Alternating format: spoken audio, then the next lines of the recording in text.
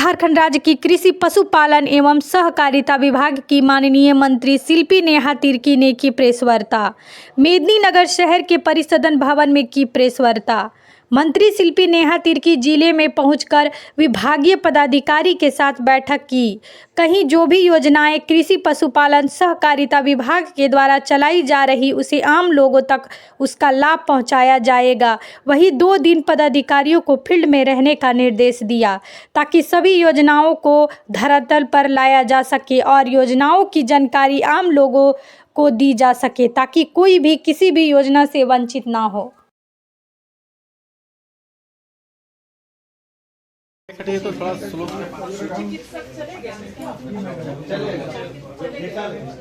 सरवन थोड़ा बेका ना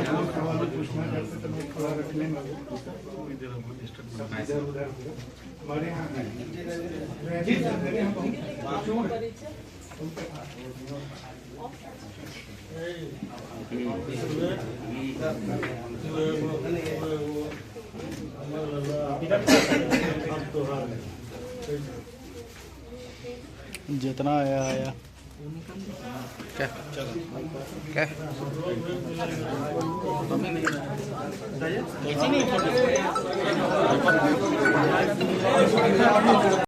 आप सभी को यहाँ आने के लिए बहुत बहुत धन्यवाद।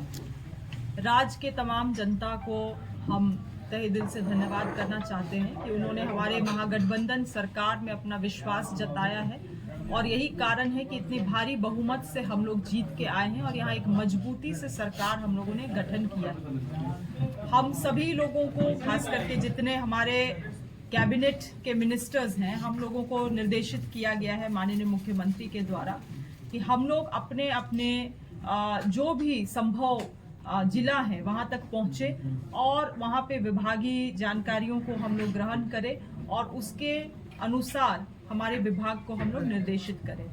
आप लोगों को मालूम होगा कि राज्य में मैंने 3 दिन पहले ही अपने विभाग के साथ एक गहन बैठक भी किया था और उस बैठक में कई सारी चीज़ें निकल के आई और आज विशेष रूप से मैं डाल्टनगंज आई हुई थी अपने कार्यक्रम को लेके, जिसमें हमारे साथ हमारे कांग्रेस पार्टी के मनिका विधानसभा के माननीय विधायक रामचंद्र सिंह भी उपस्थित थे उस कार्यक्रम में। और कार्यक्रम के बाद ये एक छोटा सा विभागीय बैठक जिला स्तरीय रखा गया पलामू में, जहाँ पे निर्देशित किया गया है कि जो भी योजना कृषि पशुपालन सहकारिता विभाग से चलाई जा रही है उसमें विशेष ध्यान हमारे जो छोटे किसान हैं उनको मद्देनजर रखते हुए उन सभी योजनाओं का क्रियान्वयन किया जाए। साथ ही साथ हमारे जितने लैंप्स हैं, एफपीओज हैं, उन सभी चीज़ों का भी फिजिकल जांच हो ताकि जो जेन्युइन क्रेडिबल एफपीओज हैं उनको सरकारी लाभ अधिकतर मिल सके। मगर इससे ज़्यादा अहम है कि जो हमारे छोटे किसान हैं, जो हमारे छोटे किसान जो पशुपालन से जुड़े हुए हैं या कृषक से जुड़े हुए, वैसे लोगों को हम लोग योजनाओं का लाभ पहुंचा सके। इसके अलावा तमाम अधिकारियों को निर्देशित किया गया है कि सप्ताह के 2 दिन वो फील्ड में रहे, फील्ड में जाके योजनाओं का धरातल पे क्या क्रियान्वयन हो रहा है उसका जांच करें और उसी अनुसार अपने रिपोर्ट को पेश करें। ठीक है, बताइए। आज हमारे यहाँ हमारी मंत्री जी शिल्पी नेहा तिर्की जी आई थी और उन्हें क्रिसमस के गैदरिंग के शुभ अवसर पे वे यहाँ आई थी। उन्हें हमने बहुत बहुत बधाई भी कहा, शुभकामनाएं भी दी, अग्रिम बधाई दी क्रिसमस के लिए। और उन्हें हमने एक क्रिसमस के नाम पर क्रिसमस ट्री पौधा उन्हें भेंट स्वरूप प्रदान किया और उनको शॉल भी उड़ाया और उनको अपने क्षेत्र के बारे में, हमारा परमवीर अल्बर्ट एक्का जारी क्षेत्र आता है, गुमला क्षेत्र आता है, वहाँ के जो भी समस्याएं हैं उसके बारे में उन्हें अवगत कराया और उन्होंने हमें आश्वासन भी दिया है कि हम उन समस्याओं का निदान जरूर करेंगे। और काफी उनसे बातचीत हुई हमारी और उन्होंने हमें आश्वासन दिया है और हमने उनका बहुत बहुत आभार प्रदान किया है। धन्यवाद।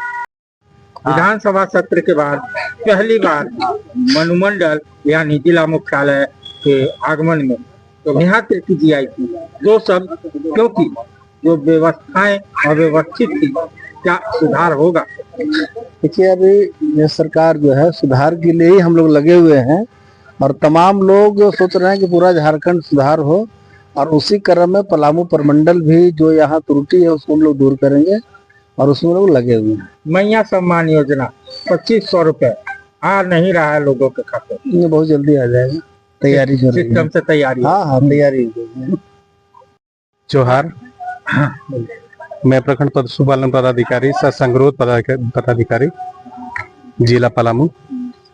आज माननीय कृषि पशुपालन मंत्री शिल्पी नेहा तिर्की जी के साथ परिषदन में एक विशेष बैठक हुई, जिसमें संबंधित सभी विभाग के लोग उपस्थित थे। मुझे भी इस बैठक में बैठने का अवसर मिला और अपनी बातों को उनके समक्ष रखने का अवसर मिला मुझे।